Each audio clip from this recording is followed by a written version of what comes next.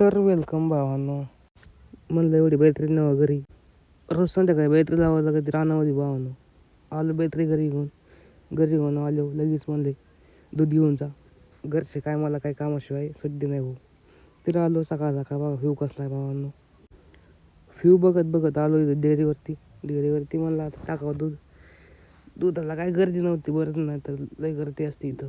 विषय नाही भावांनो.